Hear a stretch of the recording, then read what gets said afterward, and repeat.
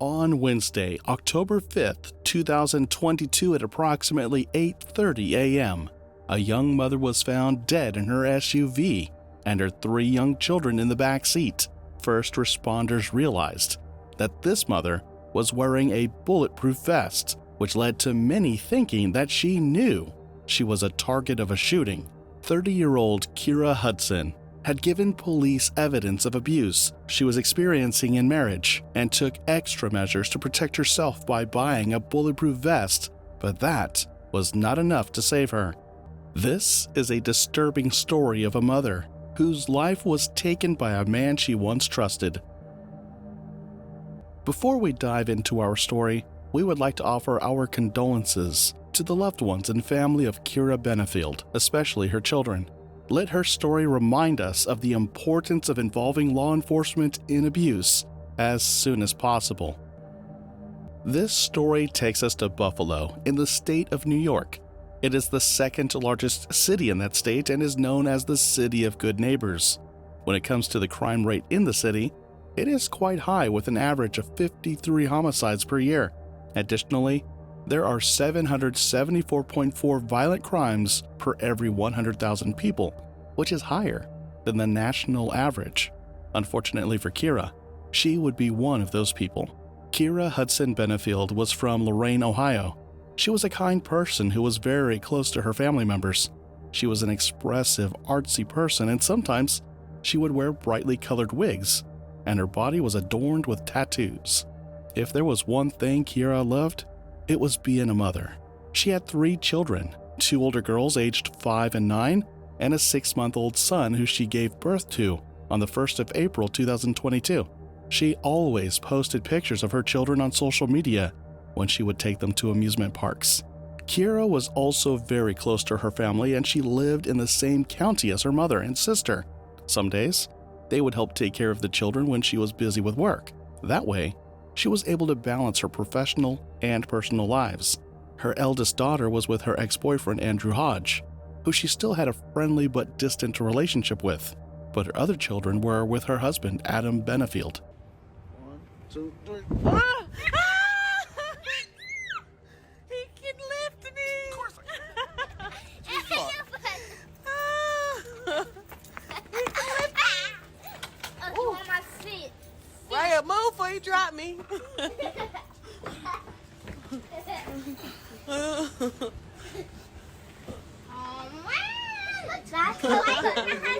Kira had been dating Adam for a long time, and on the 27th of March 2021, she got engaged to him. On August 15th of that same year, she made a post that said, "I am getting married today," but did not follow up with any pictures. It wasn't until February 2022 that she took to Facebook to post her wedding photos.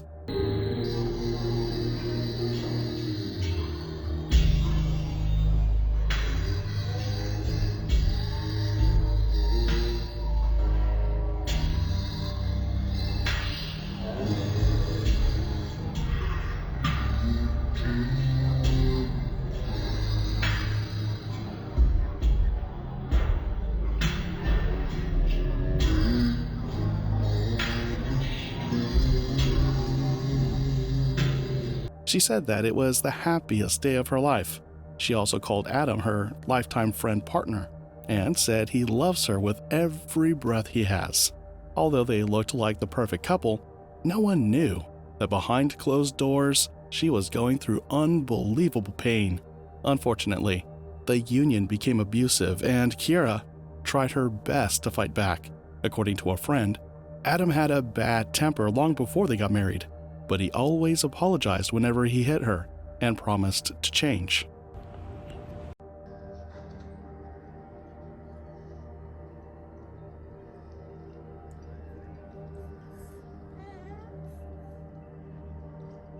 Friend also mentioned that Kira's family did not want her to marry him.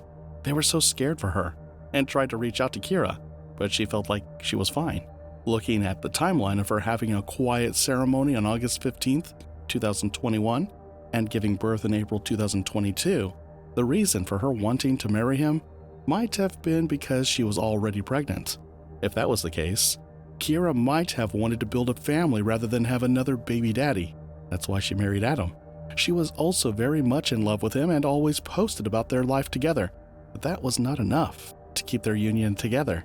Adam's abuse became too much and Kira wanted to leave him. Although the two were legally married, they were separated. She even updated her Facebook profile to separated because she did not want to be with him anymore. This would later aggravate Adam so much that he resorted to an evil plan that would change the lives of this family. Looking back at Adam's crime history, on March 2nd, 2000, at the age of 22, he ordered his ex-girlfriend and a second woman out of the car on a busy expressway. He was armed with a shotgun and abducted them by forcing them into his vehicle. Then he led police on a high-speed chase. The second woman had to jump out of the car to escape. His ex-girlfriend, still in the car, then told Adam that she was pregnant with his child, for fear that he would otherwise unalive her. Thankfully, she was not injured in the incident. Following this, Adam was arrested and taken to jail. Harley, thank you. Adam Benefield is no stranger to law enforcement. His brushes with the law and court system date back decades. The News 4 Investigates team is looking into this. Luke Moretti has the latest. Adam Benefield's past includes an escape from a local jail and a violent domestic incident with an ex-girlfriend. Back in March 2000, Benefield was armed with a shotgun when he abducted his estranged girlfriend and another woman on the Kensington Expressway before leading police on a high-speed chase. He was 22 at the time of the incident. Then, in September of the same year, while awaiting trial, he escaped from the Erie County Correctional Facility in Alden by climbing over a 15-foot wall. He eventually surrendered to law enforcement after a 19-hour manhunt. Here's what he told reporters as he was taken into custody. The reason for all this is because I wanted to get some help. The doctors refused to give me any help. As you see, I slipped my wrist, and I just wanted to get some help. Nobody wanted to help me. While awaiting trial on September 16, 2000, Adam escaped from the Erie County Correctional Facility in Alden by climbing over a 15-foot wall and through razor wire. He eventually surrendered to law enforcement after a 19-hour manhunt. Later that same month, he pleaded guilty to 2 felony counts of second-degree attempted abducting and a first-degree escape. He was sentenced in November 2000 to concurrent sentences of 15 years in prison on each of the abducting counts, and a term of 2 to 6 years on the escape charge, for a total sentence of 17 to 21 years. While in prison, Adam tried at least twice to get his sentence vacated, but the court refused. After spending the full 15 years in prison, he was released to parole supervision in June 2015. We have covered a few cases on this channel where women's husbands have been in jail and get married on release, only to commit murder to their wives a few months into the marriage. It is not clear if Kira knew that Adam had spent 15 years in jail when she married him, or if she never took it seriously. But soon after, Adam started showing his true colors. Before the unfortunate event that ended Kira's life, she had been assaulted by her husband several times. So much so that people were shocked that the police did not do much to protect her. On the afternoon of September 28, 2022, Adam Benefield assaulted his wife at the Cheektowaga house, where she was living with their 3 children and sister-in-law. He beat and threatened to unalive her while holding knives, according to statements she made to the police. During the beating, he locked the door so she couldn't escape. He even took her cell phone so she couldn't call for help. She said to the police that she was screaming for help the whole time, but Adam told her to shut up and that he was going to unalive her. She was scared and thought that she was going to die and leave her kids to a monster. Kira also told police that her estranged husband allegedly ripped off her pants at one point and allegedly stuck his hand in her private part. That was when she started screaming for Adam's sister Rachel, who lived in an apartment upstairs. When Rachel arrived, Adam told her that Kira was not getting out of there alive. She sprung into action and immediately called the police, who arrived to find that Adam had locked himself in the bathroom and wanted to self-harm. They arrested him for harassment. but it was not going to be enough to keep him in jail. Kira visited the station several times to make a statement, but it wasn't strong enough still, or maybe the authorities took it not to be serious. Fortunately, there was a surveillance camera set up in her apartment, so she had evidence of abuse recorded on camera. That next day, on the 29th of September, she posted the horrifying video on Facebook as a cry for help with the caption, "This is what this man does to me, but I'm always treated like I'm the abuser."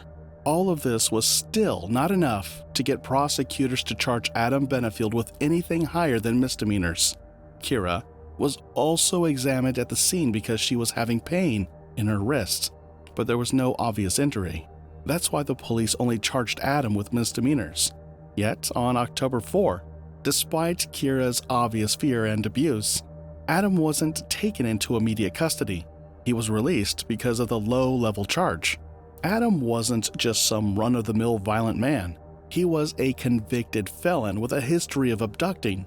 But in New York, judges can't weigh the dangerousness of a perpetrator in considering bail, meaning his prior 2000 conviction, for which he served 15 years, couldn't be taken into account. The charges were considered non-qualifying offenses for bail. Under New York's laws at the time, no bail was set. No meaningful protection was given, just a temporary order of protection that did nothing to stop what was about to happen, because Adam went to find Kira again. Kira posted on Facebook, "Don't underestimate me. I am a Hudson. We were born strong, but I also know when to play weak, and it saved my life. I was smart enough to get myself out of that situation alive." But that would be her last post, because what followed were days of tension. This is the point Kira bought a bulletproof vest and started wearing it everywhere she went, even at a visit to her mother's home. When her mother asked, she told her, "He's going to me. You don't understand?" That statement was very emotional and heavy to her mother, but they both did not know how to stop the man. It wasn't a question of if Adam would try to unalive her.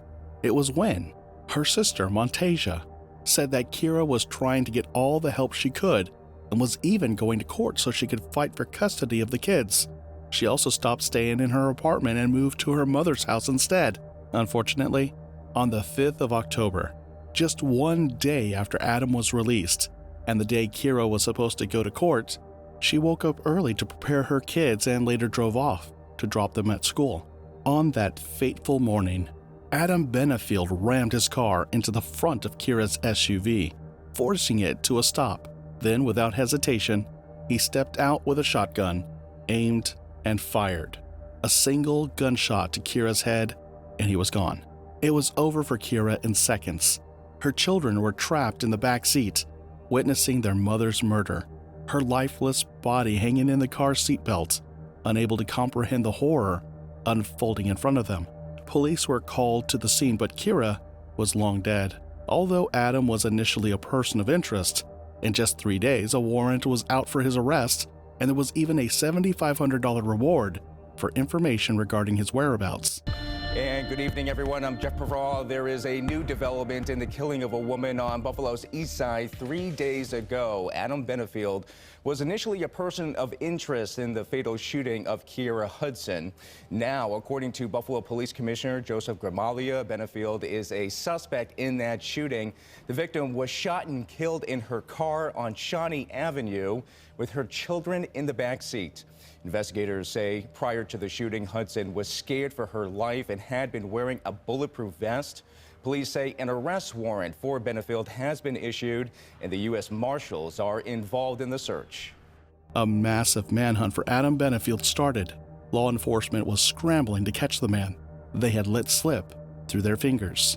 For a week, he was on the run, but on October 12th, Adam was finally captured thanks to a tip from a vigilant citizen who said he was wearing a feminine Coco Chanel mask and made strange eye contact. We begin tonight at 6 with the new developments in the case of a man accused of killing his wife And after running a week or spending a week on the run, that man is in police custody tonight. Good evening, I'm Mary Alice Demler. Hello again, I'm Scott Levin. 45-year-old Adam Benefield of Cheektowaga was arrested this afternoon and has already been arraigned on 1 count of murder and 3 counts of endangering the welfare of a child. Benefield is accused of shooting and killing his wife, 40-year-old Kiara Benefield, last Wednesday morning while she was inside her car with their kids on Richlawn Avenue. Today, Buffalo police say that it was a tip that led to the coordinated effort to bring him into custody. He was found near Bissell and Walden Avenues and arrested without incident. He was charged with 1 count of murder, 1 count of aggravated criminal contempt, and 3 counts of endangering the welfare of a child. This time, he was held without the opportunity for bail. Adam pled not guilty to all of his charges. During his court appearances, Adam kept his head down, and his fate now lies in the hands of the legal system, a system that failed Kira when she needed it most. If convicted of the highest charge, Benefield faces a maximum sentence of 25 years to life in prison. The murder of Kira Benefield has become a rallying cry for opponents of bail reform. Had her husband Adam Benefield not been released after being charged with misdemeanor assault, she'd still be alive. Kira Hudson's family decided to sue the Cheektowaga Police Department and the town of Cheektowaga, accusing them of failing to step in against her alleged abuser and murderer, Adam. The grieving grandmother wants Kathy Hochul, the governor of New York State, charged as well, because she thinks that she's also responsible for the crime. Kira's husband was released under no-cash bail laws, which were established by Kathy in 2019. New York ended the use of money bail and jail for most cases involving misdemeanors and lower-level felonies. That is a tragic situation, but we did make changes to the bail laws. I'm always open to more conversations based on the data. It's only been in effect a fairly short time, but we're also focusing on gun violence overall. The problem is that these felonies can become fatal, as seen in Kira's case. Instead of being apologetic, Erie County District Attorney John J. Flynn, who released Adam, was adamant that no felony charges could have been filed against Adam to prevent him from being released without bail. He insisted that they did not fabricate evidence or upgrade charges when the evidence did not exist. Keep in mind that there was a whole video of abuse that was given to the police along with full cooperation from Kira. He said that the charges originally were misdemeanors and that there was zero evidence for anything higher than that. He continued that the charges were correct and the judge had no choice but to release him. And while Adam may eventually face justice, no punishment will ever bring Kira back. Her children will grow up without their mother. Her family will forever be haunted by the what-ifs. What if someone had taken her pleas for help more seriously? What if Adam had been held accountable sooner? What if the laws had been different? Kira's death forces us to confront uncomfortable truths about domestic violence. Kira's story is heartbreaking, but it's also far too common. There are countless women like her, mothers, sisters, daughters, trapped in abusive relationships, feeling like they have nowhere to turn. Even when she did try her best to keep herself and her children safe, it did not work. What do you think could have been done differently in Kira's case? Do you believe the current laws are enough to protect domestic violence survivors? And what changes do you think need to happen to ensure that no other family has to go through what Kira's did? Leave your thoughts in the comment section. Here are 4 more true crime stories that are more shocking than what you just watched, and I strongly believe you will learn something from these cases. Thank you so much once again for watching another video by Wednesday Crime. If you like the way we bring you stories or you learned something new today, please like this video and consider subscribing to the channel if you haven't yet. As always, remember to leave your thoughts in the comments section below. Perhaps someone learns from your experience or advice. I will talk to you again in another video. It's bye for now.